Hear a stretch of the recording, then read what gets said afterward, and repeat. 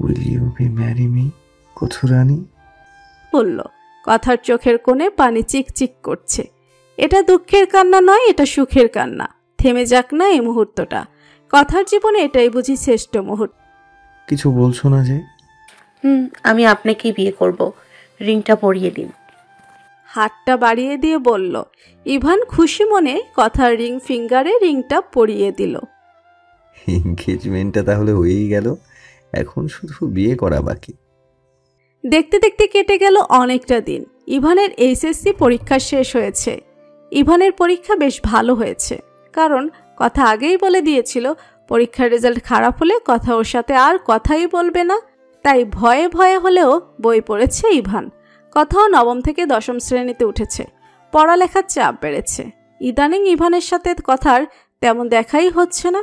কথা যখন প্রাইভেটে যায়, ইভান তখন ঘুম থেকেই উঠতেই পারে না। আবার বেশিরভাগ সময় কবির কথাকে স্কুলে দিয়ে আসে, আবার নিয়ে আসে। পরীক্ষার পর কবিরও তো অবসর সময় পার করছে, তাই কথার সাথে দেখা হলেও কথা হয় না। বিষয়টা নিয়ে প্রায় সবসময় ইভানের মেজাজটা বিগড়ে থাকে, শান্তি পায় না কোনো কিছুতেই। তাই আজ ফোনে যখন কিছুক্ষণের জন্য কথা হয়েছিল, তখনই বলে রেখেছে আজ যেন কথার সাথে কবির কিছুতেই না আসে। কথা অনেক চেষ্টার পর কবিরকে রেখে আসতে সক্ষম হয়েছে। কথা রাস্তায় আসতে ইভান বলল, চলো আমার সাথে। কোথায়? এত প্রশ্ন করো না তো, এমনি মাথা গরম আছে। কতদিন তোমার সাথে একটু ভালোভাবে কথা বলতে পারিনি বলো তো? তুমি কি ছোট যে তোমাকে কেউ চুরি করে নিয়ে যাবে? এতদিন তো একা একাই স্কুলে গিয়েছো, আবার এসেছো, তাহলে এখন কেন প্রতিদিন ওই কবির তোমাকে স্কুলে দিতে আসে আবার নিয়ে যায়? চুরি হওয়ার ভয় আছে তো, একজন রোজ দাঁড়িয়ে থাকে আমাকে চুরি করে নিয়ে যাওয়ার জন্য। ইভান অবাক হয়ে বলল, কি? কার এত বড় সাহস আমার কথাকে চুরি করে নিয়ে যেতে চায়? একবার শুধু নামটা বলো, এখনই গিয়ে হাত পা ভেঙে দিব। পারবেন না। কেন পারবো না? একবার শুধু নামটা বলো। সেই ব্যক্তির নাম মাসুদ আল ইভান। কি পারবেন তার হাত পা ভাঙতে? ইভান ঠোঁট কামড়ে একটা হাসি দিয়ে বলল, ইদানিং তুমি অনেক দুষ্ট হয়ে গেছো বধু। দুষ্টুর সাথে থাকলে তো দুষ্টু হবই। কথা আর ইভান কথা বলতে বলতে হাঁটছিল। হঠাৎ ওদের দুজনকে চোখে পড়ে মিজানের, ইভানের বাবা ইলিয়াস চৌধুরীর ডান হাত। ইভান আর কথাকে একসাথে দেখে সেও ওদের পিছু নেয়। ইভান কথাকে নিয়ে আবার সেই পুরনো বটগাছটার কাছেই আসে। অনেকদিন পর আসলাম, কিন্তু গাছটা আগের মতোই আছে। তেমন তুমি আগের মতোই আছো। কোথায়? আমি তো আগে থেকে অনেক পরিবর্তন হয়েছি। এই যে দেখুন, আগে থেকে একটু লম্বা হয়েছি, মোটা হয়েছি, নবম শ্রেণী থেকে দশম শ্রেণীতে উঠেছি। কিন্তু আমাকে তো সেই আগের মতোই আপনি করেই বলো। ইভানের কথা শুনলে কথা লজ্জায় মাথা নুয়ে হাত কসলাচ্ছে। তুমি করে বলতেই হবে? বলতে তো হবে, কিন্তু আস্তে আস্তে বললেও হবে। এখনই বলতে হবে এমন জোর আমি করছি না তোমাকে। তুমি এত ভালো কেন? কি বললে? তুমি আমাকে তুমি করে বলেছো? আবার বলো। তুমি কিন্তু আমাকে লজ্জায় ফেলছো। এই প্রথম নিজের প্রেয়সীর মুখ থেকে তুমি শুনেছে ইভান। তার খুশি আর দেখে কে। এক লাফে ইভান দাঁড়িয়ে কথাকেও হাত ধরে টেনে দাঁড় করালো। কি করছোটা কি? পাগল হয়ে গেলে? আমাকে একবার জড়িয়ে ধরবে? ইভানের সোজাসাপটা আবদার। যদিও রিলেশনের এতদিন এই প্রথম ইভান এমন কোনো আবদার করেছে কথার কাছে। কথা কি করবে ভেবে পাচ্ছে না। লজ্জা লাগছে ওর খুব। লজ্জায় গাল লাল হয়ে গেছে কথার। ইভান কথার অবস্থাটা বুঝতে পেরে বলল, থাক, তোমার সমস্যা হলে দরকার নেই, আমি কিছু মনে করিনি। কথা থেকে এত সাহস পেল কে জানে। হঠাৎ করে ইভানকে জড়িয়ে ধরল। ইভানও হতভম্ব। প্রথমে বুঝতেই পারেনি এটা কি হলো। তারপর যখন বুঝেছে, সেও পরম আবেশে কথাকে নিজের সাথে জড়িয়ে নিল। ইভানের মনের মধ্যে যেন প্রশান্তির হাওয়া বয়ে যাচ্ছে। এই প্রথম তার প্রেয়সী তাকে জড়িয়ে ধরেছে।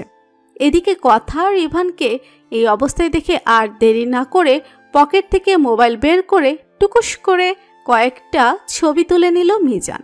বাড়ি ফিরেছে ইভান। ড্রয়িং রুমে বসে আছে ইলিয়াস চৌধুরী। পারভিন বেগম সাথে মিজানও আছে। দেখেই মনে হচ্ছে গুরুতর কিছু একটা হয়েছে। তাতে ইভানের কি? এমন প্রায় সব সময় দেখে আসছে ইভান। সামনে ইলেকশন, তাই ইলিয়াস চৌধুরী প্রায় সময় সিরিয়াস মুডেই থাকে। ইভান আর কথা না বাড়িয়ে নিজের রুমের দিকে পা বাড়ালো। কোথায় গিয়েছিলে ইভান? বাবার কথা শুনে ইভান থমকে দাঁড়ালো।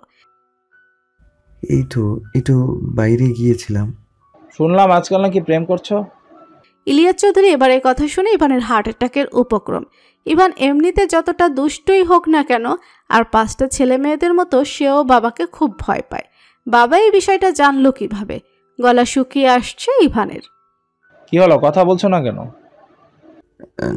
না বাবা, আসলে কি আসলে প্রেম করছো তুমি? উত্তর দাও আমার কথা। হুম। কি পারভিন, শুনেছো তোমার ছেলের কথা? তোমার ছেলে বড় হয়ে গিয়েছে, সে এখন প্রেম করছে। আর কার সাথে প্রেম করছে? সামান্য ব্যাংক কর্মকর্তার মেয়ের সাথে। আমার একটা সম্মান আছে সমাজে, তুই আমার ছেলে হয়ে কিভাবে সামান্য ব্যাংক কর্মকর্তার মেয়ের সাথে প্রেম করিস? আমি ওকে ভালোবাসি বাবা। ইলিয়াস চৌধুরী ইভানের দিকে তেড়ে গিয়ে বলল, ভালোবাসা মানে বোঝো তুমি? বয়স কত তোমার? প্রেম ভালোবাসা বোঝো কি তুমি? সামনে ইলেকশন, ব্যাপারটা জানাজানি হলে কি হবে ভাবতে পারছি না আমি। এমন করো না তুমি, ছোট মানুষ, বুঝেনি ভুল করে ফেলেছে একটা। ইভান, তুই রুমে যা তো। পারভিন বেগমের কথা শুনে ইভান দৌড়ে রুমে চলে গেল। বাবার সামনে আর একদণ্ড দাঁড়াতে ইচ্ছে করছে না ওর, কিন্তু এরপর কি হবে? ইলিয়াস চৌধুরী খারাপ কিছু করবে না তো? রুমের মধ্যে বসে আকাশ পাতাল চিন্তা করছে ইভান। এমন সময় ইলিয়াস চৌধুরী আর পারভিন বেগম এসে রুমে হাজির। ইলিয়াস চৌধুরীকে দেখে ইভানের মনে নতুন করে আবার ভয় ডানা মেলতে শুরু করেছে। দেখো ইভান, যা করার করেছো। বয়স অল্প, এই বয়সে এমন একটু ভুল হয়ে যায়, কিন্তু যা করেছো এই পর্যন্ত সীমাবদ্ধ রাখো। আমি পারবো না বাবা, আমি কথাকে ভালোবাসি। কিসের ভালোবাসা? সামনে আমার ইলেকশন, তোমার এই সব কর্মের কথা জানাজানি হলে কি হবে ভাবতে পারছো? সমাজে আমার একটা রেপুটেশন আছে, আমি চাই না তোমার এই ছোটখাটো ভুলের জন্য আমার রেপুটেশন খারাপ হোক। তুমি যাই বলো বাবা, আমি কথাকে ছাড়া বাঁচতে পারবো না। ওকে ছেড়ে দিলে আমি মরে যাব। দেখেছো পারভিন, তোমার ছেলে ফিল্মি ডায়লগ দিচ্ছে। দেখ বাবা, এখন তোর আবেগের বয়স। তুই যেটাকে ভালোবাসা বলছিস, এটা ভালোবাসা নয়, এটা মোহ। হোক না মোহ, আস্তে আস্তে এই মোহই একদিন ভালোবাসায় রূপান্তরিত হবে। ততদিন আমরা একসাথে থাকবো। না ওর জীবনে কোনো পুরুষ আসবে, না আমার জীবনে কোনো নারী। বাহ, বেশ বড় বড় কথা বলতে শিখেছো দেখছি। এসব কে শিখিয়েছে? ওই মিডল ক্লাস মেয়েটা? দেখো বাবা, আমার কথাকে নিয়ে একটা বাজে কথা বলবে না।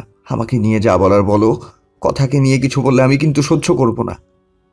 ইলিয়াস চৌধুরী ঠাস করে ইভানের গালে একটা থাপ্পড় বসিয়ে দিল। ইভান এক গালে হাত দিয়ে দাঁড়িয়ে আছে। আমার মুখে মুখে তর্ক করতে শিখেছো? আমি তোমাকে পড়াশোনা করেছি বেয়াদব বানাতে। কি করছেন? আমি ওর সাথে কথা বলবো। ছেলেটা বড় হয়েছে, ওর গায়ে এভাবে হাত তোলা ঠিক না। বলে ইলিয়াস চৌধুরীকে হাত ধরে টেনে নিয়ে গেল। ইভান কখনো বাবার মুখে মুখে তর্ক করেনি, এমনকি বাবার চোখের দিকে তাকিয়েও কখনো কথা বলেনি। এই প্রথম বাবার মুখের উপর কথা বলে ভিতরে ভিতরে কেমন যেন অপরাধবোধ কাজ করছে, শান্তি পাচ্ছে না কিছু। না, বাবার কাছে মাফ চাইতে হবে, না হয় আমি শান্তি পাবো না। আর কথার বিষয়টাও বাবাকে বুঝিয়ে বলতে হবে। বাবাকে বুঝিয়ে বললে বাবা অবশ্যই আমাকে বুঝবে। এইসব ভেবে ইলিয়াস চৌধুরীর রুমের দিকে পা বাড়ালো ইভান। রুমের সামনে যেতেই ভেতর থেকে ইলিয়াস চৌধুরী আর পারভিন বেগমের কথোপকথন শুনে থমকে দাঁড়ালো ইভান। ইভানকে যত তাড়াতাড়ি বিদেশ পাঠিয়ে দিব, সামনে আমার ইলেকশন, ওকে নিয়ে আমি কোনো রিস্ক নিতে চাই না। কি বলছেন এইসব? আমাদের একটা মাত্র ছেলে, তাছাড়া বিদেশে পাঠালে যদি হিতে বিপরীত হয়। ছেলেটা এমনই বড় নরম স্বভাবের। আমি তোমার কাছে কিছু জানতে চাইনি। এই বাড়িতে আমার সিদ্ধান্তই বড় সিদ্ধান্ত। কিছুদিনের মধ্যেই ওকে বিদেশে পাঠিয়ে দিব। আর এই বয়সটা মোহের, বিদেশে গেলে ওই মেয়েটাকেও ভুলে যাবে। তবে এই কথা যেন কোনোভাবে ইভানের কানে না যায়, তাহলে আমার থেকে খারাপ আর কেউ হবে না। ইলিয়াস চৌধুরীর কথা শুনে ইভানের মাথায় যেন আকাশ ভেঙে পড়ল। ওকে বিদেশে পাঠিয়ে দিবে, তাহলে কথার কি হবে? ওকে কথার কাছ থেকে আলাদা করে দিবে ওর বাবা, কিন্তু ও তো কথাকে ছাড়া থাকতে পারবে না। না না, ও কিছুতেই বিদেশে যাবে না, তাহলে ওর কথা ওর কাছ থেকে হারিয়ে যাবে। ইভান যে কাজের জন্য এসেছিল সে কাজ অপূর্ণই রইল। দৌড়ে নিজের রুমে গিয়ে রাজীবের কাছে কল করলো। পরের দিন সকাল সকালই ইভান বেরিয়ে পড়ল। রাজীবকে দিয়ে কথার আর ইভানের জন্য নিবন্ধনের বয়স বাড়িয়েছে। ইভানের বাবা একজন নামকরা রাজনীতিবিদ হওয়ায় ইভানের এই কাজটা সহজেই হয়ে গেছে। তবুও কাজটা করতে করতে দুপুর হয়ে গেছে। কাজ শেষ করে কথার জন্য রাস্তায় দাঁড়িয়ে আছে ইভান। অনেকক্ষণ দাঁড়িয়ে আছে ইভান, কথার তো কোনো দেখাই নেই। সকাল থেকে বিভিন্ন কাজে কিছু খাওয়াও হয়নি, তবে টেনশনে কেমন যেন খিদেটা অনুভব হচ্ছে না। কথাকে আসতে দেখেই সামনে এগিয়ে গেল ইভান। ইভানকে দেখেই কথা আটকে উঠল। রিলেশনের এতদিনে ইভানকে কখনো এই অবস্থায় দেখেনি কথা। চুলগুলো উস্কো খুস্কো, গতরাতে না ঘুমানোর কারণে চোখগুলো লাল লাল, চোখের নিচটা কালো হয়ে গেছে, মুখটাও চুপসে গেছে। কি হয়েছে তোমার? এমন দেখাচ্ছে কেন তোমাকে? তুমি কি অসুস্থ? ইভান কথার হাত দুটো নিজের হাতের মুঠোয় নিয়ে বলল, কিছু হয়নি আমার। পালিয়ে যাবে আমার সাথে? তুমি মজা করছো আমার সাথে, তাই না? আমাকে দেখি তোমার মজা মনে হচ্ছে? আমি সিরিয়াসলি বলছি, চলো না আমরা পালিয়ে যাই। কি সব বলছো? আমরা পালিয়ে কেন যাব? আমি পারবো না। দেখো কথা, আমার বাবা সবটা জেনে গেছে। উনি আমাকে খুব তাড়াতাড়ি বিদেশে পাঠিয়ে দেবেন। আমি তোমাকে ছাড়া থাকতে পারবো না। আমি বাঁচতে পারবো না তোমাকে ছাড়া। প্লিজ আমার সাথে পালিয়ে চলো না। কথা ইভানকে ভালোবাসে ঠিকই, কিন্তু পালিয়ে যাওয়ার সাহস নেই। ও যেমন ইভানকে ভালোবাসে, তেমনি ওর পরিবারকেও খুব ভালোবাসে। ওর পরিবারের মান সম্মান নষ্ট করেও কিছুতেই পালাতে পারবে না। দেখো, বলাটা যতটা সহজ, করাটা ঠিক ততটাই কঠিন। আমার সাথে আমার পরিবারের মান সম্মান জড়িয়ে আছে। আমি আমার পরিবারের মান সম্মান নষ্ট করে কিছুতেই পালাতে পারবো না। আমার সাথেও তো আমার পরিবারের মান সম্মান জড়িয়ে আছে। তবুও তোমাকে পাওয়ার জন্য আমি পালাতে পারলে তুমি কেন পারবে না? আপনি একজন ছেলে, আমি একজন মেয়ে। 2 দিন পর আপনার কথা কেউ মনে রাখবে না, কিন্তু আমার কথা ঠিকই মনে রাখবে। দেখো কথা, এইভাবে চললে আমাদের আলাদা হয়ে যেতে হবে। বাবা আমাদের আলাদা করে দেবে। আল্লাহর ওপর ভরসা রাখুন, ভাগ্যে যা আছে তাই হবে। উনি নিশ্চয়ই আমাদের আলাদা করবে না। আমি এত কিছু জানি না। তুমি আমার সাথে পালাবে এবং আজ রাতেই পালাবে। কিন্তু কোনো কিন্তু নয়, আমার দিব্যি রইল। আজ যদি তুমি আমার সাথে না পালাও, তাহলে কাল সকালে উঠেই তোমার বাবার সামনে আমার মৃত দেহ দেখতে পাবে। কি বলছো এসব? তোমার মাথা খারাপ হয়ে গেছে? পাগল হয়ে গেছো তুমি? হ্যাঁ হ্যাঁ, আমি পাগল হয়ে গেছি। তোমাকে হারানোর ভয়ে আমি পাগল হয়ে গেছি। আমি তোমাকে কোনো কিছুতেই হারাতে পারবো না কথা, কিছুতেই না। আজ রাতে রেডি হয়ে থেকো। কথা কিছু বলতে যাবে, কিন্তু কথাকে কিছু বলতে না দিয়ে ইভান চলে গেল। রাত 1টা। কথা অস্থির হয়ে পুরো রুমে পায়চারি করছে। কি করবে না করবে ভেবে পাচ্ছে না কথা। পালানোর ব্যাপারে কিছুতেই ওর মন সায় দিচ্ছে না। কিন্তু ইভান যে ওকে দিব্যি দিয়েছে, সেই দিব্যি ভাঙার সাধ্য ওর নেই। দিব্যি ভাঙলে যদি সত্যি অমন কিছু হয়ে যায়, সেটা কখন, ওই কথা মানতে পারবে না। কিন্তু পালিয়ে যাওয়ার পর পরিবারের কি হবে? ওর পরিবারের মান সম্মান, এসব ভাবতে ভাবতেই কথার জানালায় কেউ ঢিল ছুঁড়ে মারল। অর্থাৎ ইভান এসে গেছে। কথা হাতের ব্যাগটা নিয়ে 1 পা সামনে এগোচ্ছে তো 2 পা পেছনে চলে যাচ্ছে। পালিয়ে যাওয়াটা কি ঠিক হবে? কথার ছোট্ট মস্তিষ্ক সিদ্ধান্তহীনতায় ভুগছে। কাউকে কিছু বলতেও পারছে না। এইসব ভাবনার মধ্যে আবার জানালা ইভান ঢিল ছুঁড়ে মারল। এই ঢিলের মানে? এখনো আসছে না কেন? কথা হাতের ব্যাগটা নিয়ে ধীর গতিতে বাড়ি থেকে বের হলো, যাতে কেউ টের না পায়। বাড়ির সামনেই বাইক নিয়ে দাঁড়িয়ে আছে ইভান। কথাকে আসতে দেখে ইভান বলল, তাড়াতাড়ি বাইকে ওঠো, দেরি হয়ে যাচ্ছে। বিষয়টা নিয়ে আর একবার ভেবে দেখলে হয় না? আমার খুব ভয় করছে। অনেক ভেবেচিন্তে এই সিদ্ধান্ত নিয়েছি। এছাড়া আমাদের আর কোনো পথ নেই। আমার বাবাকে তুমি চেনো না, আমি খুব ভালো করেই চিনি। তাড়াতাড়ি বাইকে ওঠো। রাজীব ওরা আমাদের জন্য অপেক্ষা করছে। কথা বাইকে উঠে বসতেই ইভান বাইক স্টার্ট দিল।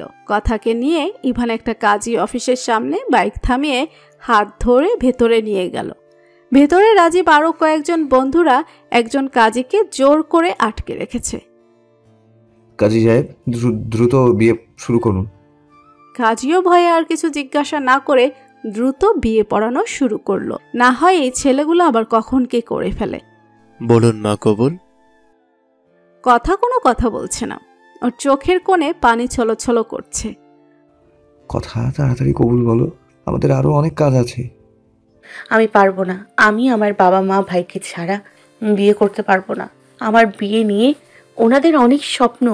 আমি সবার স্বপ্ন ভেঙে দিয়ে এভাবে একা একা বিয়ে করতে পারবো না বলেই কেঁদে উঠল। কেঁদো না কথা, একবার বিয়েটা হয়ে যাক, তারপর দেখবে সবাই সবটা মেনে নিয়েছে, তারপর আমরা আবার ধুমধাম করে আবার বিয়ে করব।